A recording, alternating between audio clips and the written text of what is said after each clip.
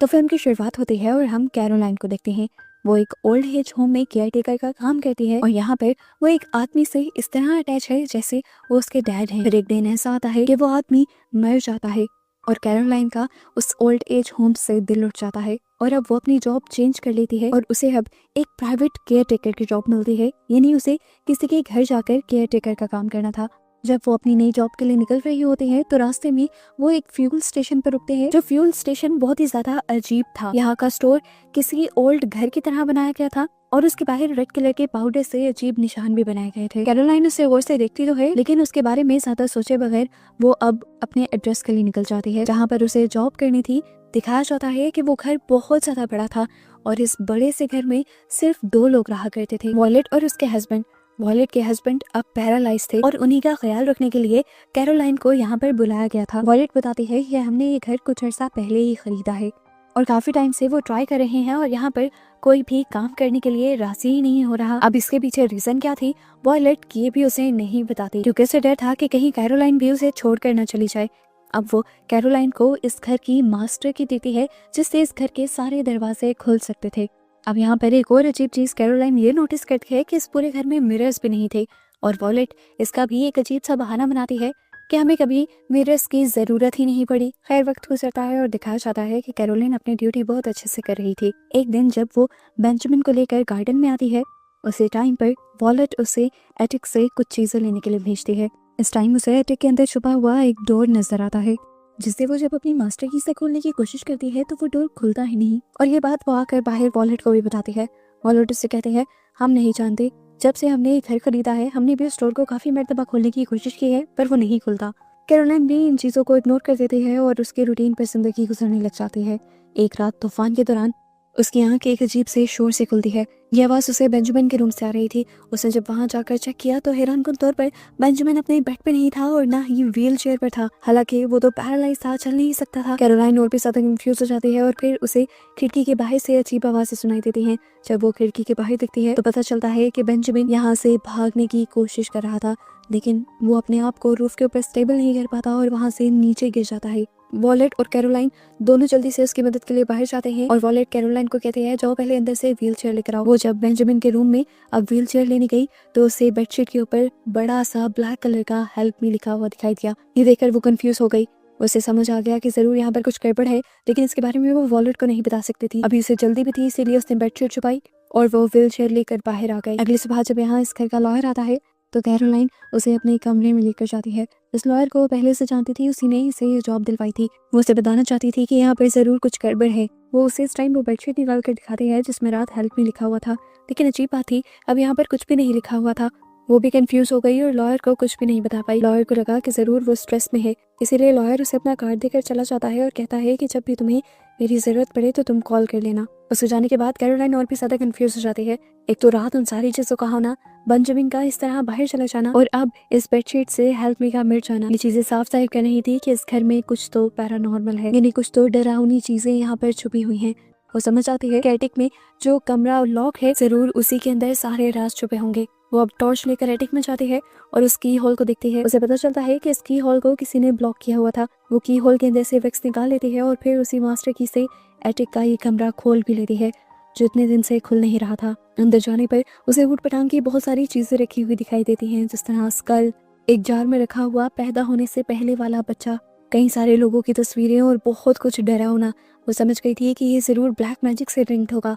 अब वॉयलेट जो काफी देर से कैरोलाइन को घर पर ढूंढ रही थी वो आवाज देते देते यहाँ पर पहुंच जाती है और उसके डर से कैरोलाइन यहीं पर छुप जाती है। हमें साफ दिखाई देता है कि वॉयलेट ने उसको यहाँ छुपते हुए देख लिया था लेकिन वो कुछ भी रिएक्ट किए बगैर यहाँ से चली गई। उसे यहाँ पे एंड पे एक रिकॉर्डिंग भी मिली थी जिसे लेकर वो यहाँ से निकल गई। रात में वो अपनी जाकर फ्रेंड से मिली। इन चीजों से वो काफी ज्यादा डर गई थी। वो जानना चाहती थी कि ये सब होता क्या है। उसकी फ्रेंड जिसे मैजिक वगैरह के बारे में बहुत कुछ नॉलेज था वो बताती है कि ये असल में हुडो मैजिक है। पुराने जमाने में इसे इस्तेमाल किया जाता था अपने फायदे के लिए लेकिन अब तो शायद इसे कोई जानता भी नहीं। कैरोलाइन बहुत सी कड़ियों से कड़ियां मिलाते हुए समझ आती है कि जरूर इन सब के पीछे वॉयलेट ही है और घर में शीशे ना लगाने की वजह भी यही होगी। इसीलिए वो जाते हुए घर में एक शीशा ले जाते हैं और उसकी सोच के ठीक मुताबिक वॉयलेट को इस शीशे को देखकर बहुत ज्यादा गुस्सा आ जाता है। उसके गुस्सा करने पर जब कैरोलाइन उससे गुस्सा करने की वजह पूछती है तो अब वॉलेट भी कुछ छुपाते नहीं और सब कुछ सच सच बता देते हैं कि ये घर सच में हॉन्टेड है, यानी एक डरावना घर है। वो बताती है हमसे पहले जो लोग यहाँ पर रहा करते थे उनकी फैमिली में एक सर्वेंट कपल था और वो दोनों हुडू मैजिक किया करते थे। उन्होंने हुडू मैजिक का सारा सामान उसी एटिक में रखा हुआ था। जब इस घर में रहने वाले लोगों को पता चला कि वो कपल उन्हीं के बच्चों के ऊपर हुडू मैजिक कर रहा है तो उन्होंने उस कपल को उसी एटिक में जलाकर मार डाला। फिर पता नहीं क्या हुआ, आहिस्ता आहिस्ता इस फैमिली के सभी लोग मरते रहे और यहाँ पर बचे तो फिर छोटे वो 2 बच्चे जिनके ऊपर हुडू मैजिक किया गया था। काफी अरसे तक वो यहाँ रहते रहे और फिर अब कुछ अर्सा पहले हमने उनसे ये घर खरीद लिया है। हम जब भी यहाँ पर कोई मिरर लगाते हैं तो हमें मिरर में उस कपल की परछाई दिखाई देती है जिन्हें इन लोगों ने मार दिया था। वॉलेट कैरोलाइन को ये भी बताते हैं कि यहाँ पर आने वाले लोगों ने उन्हें यहाँ की नेगेटिव एनर्जी से बचने के लिए बहुत कुछ बताया था, जिससे यहाँ रेड ब्रिक डस्ट, एक लाल रंग की मिट्टी जिसके ऊपर पॉजिटिव किस्म का जादू किया जाए तो वो यहाँ की नेगेटिव एनर्जी को दूर रख सकती है। ये देखकर कैरोलाइन को याद आया था कि जब वो यहाँ आ रही थी तब भी एक फ्यूल स्टेशन के बाहर ऐसी ही रेड कलर की डस्ट पड़ी हुई थी। यहाँ पे वॉलेट कैरोलाइन को एक बड़ी हकीकत ये भी बताती है कि उसके हस्बैंड बेंजामिन पैरालाइज नहीं है, बस हुडो मैजिक और यहाँ की नेगेटिविटी की वजह से उनके जहन में एक ऐसी सिचुएशन बन गई है जिससे उन्हें लगता है कि वो पैरालाइज्ड हैं और वो पैरालाइज्ड एक्ट करते हैं। वो अपनी असल हकीकत को आज तक समझ नहीं पा रहे। अब कैरोलाइन जो यहाँ आई ही बेंजामिन का इलाज करने के लिए थी, वो सोचती है कि मॉडर्न तरीके से ना से पुरानी तरीके से ही बेंजामिन का इलाज कर लिया जाए। इसीलिए वो एक हुडो मैजिक के एक्सपर्ट के पास जाते हैं और बेंजामिन की सारी हालत और इस घर की स्टोरी बताते हुए वो उससे कुछ चीजें लेकर आती है और कुछ तरीके पूछ कर आती है जिससे वो बेंजामिन का इलाज कर सके। अब वो जब ये मैजिक आकर रात में बेंजामिन के ऊपर अप्लाई करती है तो सच में बेंजामिन जादू के असर के बाद बोल पड़ता है। और अजीब बात ये थी कि वो यहाँ ये नहीं कहता कि मैं किसी एंटिटी से डर रहा हूँ, वो यहाँ कैरोलाइन को ये बताता है कि प्लीज मुझे मेरी वाइफ वॉलेट से ही बचा लो। उसकी आवाज को सुनकर घबराई हुई वॉलेट यहाँ पर आ जाती है और बज़ाहिर उससे प्यार जताने लगती है। कैरोलाइन और वो आदमी फिलहाल के लिए खामोश हो जाते हैं और वो औरत कैरोलाइन से कुछ नहीं कहती क्योंकि कैरोलाइन ने पहले ही जादू का सारा सामान यहाँ से छुपा दिया था। अब सारी हकीकत जानने के बाद कैरोलाइन अगले ही दिन उस लॉयर के पास जाने का डिसाइड करती है जिसने उसे अपना विजिटिंग कार्ड दिया था। उस लॉयर को हुडो मैजिक के बारे में, उस घर के, वॉलेट के, बेंजामिन के और एटिक वाले कमरे के बारे में सब कुछ बता देते हैं। यहाँ तक कि वो ये भी बता देते हैं कि वो एक हुडो मैजिक के एक्सपर्ट से भी मिली थी और उसने जब हुडो मैजिक बेंजामिन के ऊपर अप्लाई किया तो उसने बोला कि मुझे वॉलेट से बचा लो। इस लॉयर को अभी तक कैरोलाइन की बातों पर यकीन नहीं आ रहा था, इसीलिए कैरोलाइन उसे उस गैस स्टेशन पर लेकर जाती है जहाँ उसने रेड डस्ट की लाइन देखी थी। उसे लग रहा था कि जरूर इस लाइन का हुडो मैजिक से कोई ताल्लुक होगा और यहाँ कोई तो ऐसा मिल जाएगा जिसकी वजह से लॉयर को हुडो मैजिक पर यकीन आने लगेगा। अंदर जाने पर ये लोग एक बहुत ही बूढ़ी लेडी से मिलते हैं जो इस टाइम काफी अजीबोगरीब हालत में थी। कैरोलाइन जब उससे हुडो मैजिक के बारे में सवाल करते हैं तो ये बूढ़ी औरत उसे बताती है कि ये लाइन उन लोगों के लिए खींची जाती है जो लोग हुडो मैजिक करते हैं। हुडो मैजिक करने वाले इस लाइन को कभी भी पार नहीं कर पाते। कैरोलाइन पूछती है कि लोग हुडो मैजिक करते क्यों हैं। वो औरत बताती है ज्यादातर तो हुडो मैजिक अपने फायदे के लिए होता है, लेकिन एक सबसे खतरनाक हुडो मैजिक जो ज्यादातर लोग करते हैं वो हमेशा जिंदा रहने के लिए करते हैं। हुडो मैजिक के जरिए ये लोग अपनी सोल को एक दूसरी जवान बॉडी के अंदर डाल देते हैं और जब जब ये बूढ़े होते हैं वो बार बार यही हुडो मैजिक करते हैं। जिस बॉडी में ये लोग अपनी सोल को डालते हैं उन लोगों की सोल उस बूढ़ी बॉडी में जाकर मर जाती है और इस तरह हुडो मैजिक करने वालों को एक नई जिंदगी मिल जाती है। इन सारी बातों को सुनने के बाद कैरोलाइन को समझ आ गया था कि वॉलेट भी कोई ऐसा ही जादू करना चाहती है। वो अब लॉयर को लेकर जल्दी से उस हवेली में पहुंचती है और वहां जाकर उस ओल्ड लेडी से लाई हुई रेड डस्ट यहाँ पर लगा देती है और नोटिस करती है कि वॉलेट अब इस रेड डस्ट को बाहर नहीं कर पा रही थी, इसीलिए वो तेजी से घर के अंदर जाती है और अब बेंजामिन को घर से निकाल कर बाहर ले आती है। वो उसे यहाँ से लेकर जाना चाहती थी लेकिन इतनी ही देर में वॉलेट ने घर पर एक बड़ा सा ताला लगा दिया था जिसकी चाबी कैरोलाइन के पास नहीं थी। बेंजामिन को बचाने के लिए वो बेंजामिन को वापस एक कमरे में रखती है और यहाँ से चाबी ढूंढने के लिए आ जाती है। अंदर जाने पर उसका सामना अजीबोगरीब आवाजों से होता है। उसे याद आया कि ये आवाजें वही थी जो हुडो मैजिक की एक्सपर्ट ने उसे सुनाई थी। ये कुछ तंत्र मंत्र थे। ये अब उस रिकॉर्ड के पास गई जहाँ पर ये सब कुछ चलाया जा रहा था तो वहाँ उसे अपनी बहुत सारी फोटोज मिली और साथ ही साथ लॉयर की भी फोटो और अपनी रिंग भी। ये देखते हुए उसे सबसे बड़ा शॉक और मूवी का ट्विस्ट ये पता चला कि हुडो मैजिक इस टाइम किसी और पर नहीं बल्कि खुद कैरोलाइन पर किया जा रहा था।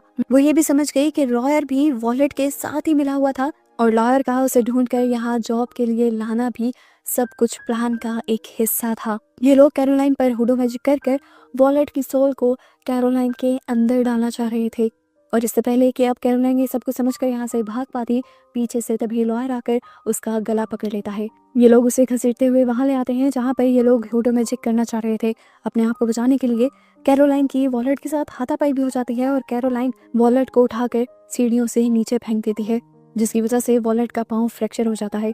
अब वो ऊपर हुडो मैजिक वाले रूम के अंदर आती है और वहाँ आते ही वो अपने दोस्त के साथ 911 को भी कॉल कर देती है और बता देते हैं कि यहाँ पर 2 लोग हुडो मैजिक करना चाह रहे हैं और उनकी बॉडी के ऊपर कब्जा करना चाह रहे हैं। इसके बाद वो अपने आप को बचाने के लिए फ्यूल स्टेशन से लाई हुई ब्रिक डस्ट अपने चारों तरफ गिरा देती है और फिर अपने पास मौजूद मंत्र को पढ़ने लग जाती है। उसे लग रहा था कि ऐसा करने पर वो बच गई, लेकिन यहाँ वॉलेट उसे देखकर जोर जोर से हंसने लगी। वो हंसते हुए उसे कहते हैं कि तुमने जो मंत्र पढ़ा और तुम्हें लगा कि ये मंत्र तुम्हें हमसे बचा लेगा, असल में वो मंत्र तुम्हें ही ट्रैप करने के लिए था और उसको पढ़कर तुमने अपनी लाइफ को और भी ज़्यादा खतरे में डाल दिया और हमारा काम आसान कर दिया। और ये वाली ब्रिक डस्ट जो तुमने अपने इर्द गिर्द गिराई है, ये असल में तुम्हारे लिए प्रोटेक्शन नहीं है, बल्कि हमारे लिए हमारे काम की आसानी है। अब वॉलेट हंसते हुए उसके सामने एक मिरर कर देती है, जिसके अंदर अब कैरोलाइन को बहुत सारी फिगर्स नजर आती हैं। ये सभी फिगर्स वो थी जिनके ऊपर कभी ना कभी हुडो मैजिक किया था उस ब्लैक लेडी ने, जिनके बारे में मशहूर था कि उन्हें मार दिया गया,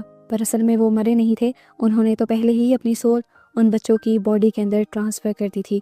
अब आखिर में कैरोलाइन को वही लेडी नजर आती है और एकदम से कैरोलाइन में ही ज़मीन पर गिर जाती है और अब वॉलेट की बॉडी और कैरोलाइन की बॉडी दोनों के अंदर से सोल्स निकल कर एक दूसरे की बॉडी के अंदर शिफ्ट हो जाती हैं और यहाँ पर जली हुई सारी कैंडल्स बुझ जाती हैं। साफ मतलब था कि वॉलेट का मकसद पूरा हो गया।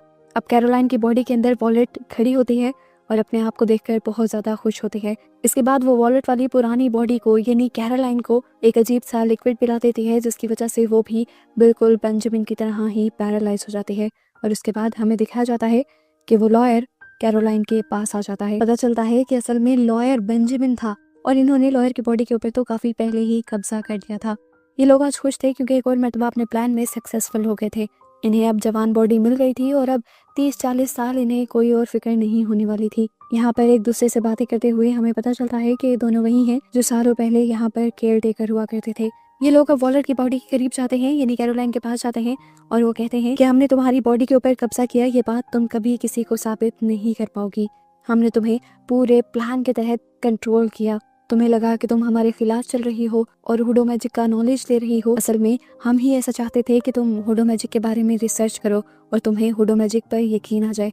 असल में हुडो मैजिक चलता ही उन लोगों पर है जिन्हें हुडो मैजिक पर यकीन हो, और तुमने खुद सारी रिसर्च कर हमारा काम और भी ज्यादा आसान कर दिया। अचानक ही यहाँ पर कार्स रुकने की आवाज आती है और पता चलता है कि बाहर पुलिस और कैरोलाइन की दोस्त आई थी उसकी मदद करने के लिए। वो कैरोलाइन से यहाँ बात करने की कोशिश करती है, पर उसे अजीब सा महसूस हो जाता है कुछ, लेकिन वो यहाँ किसी को भी साबित नहीं कर सकती कि इस टाइम कैरोलाइन की बॉडी के अंदर कैरोलाइन नहीं है। कैरोलाइन तो अब पैरालाइज्ड वहीं पड़ी हुई थी, जो अपनी दोस्त को कुछ बता भी नहीं पा रही थी, बस उसे उम्मीद से देख रही थी। वो लॉयर अब कैरोलाइन की दोस्त को कहता है कि वॉलेट के सारा घर कैरोलाइन को देकर चली गई है और अब कैरोलाइन और मैं इस घर में साथ रहने वाले हैं। उसकी दोस्त कंफ्यूज तो थी, पर वो कुछ कह नहीं पाई और यहाँ से चली गई। जबकि मूवी के पोस्ट क्रेडिट सीन में हमें असली कैरोलाइन और उस लॉयर को दिखाया गया जो बूढ़ी बॉडीज के अंदर थे और एक दूसरे को देख रहे थे। वो कुछ नहीं कर सकते थे अपनी मौत का तमाशा देखने के अलावा, और ऐसे ही बस उन्हें दिखाते हुए ये मूवी यहाँ खत्म हो जाती है।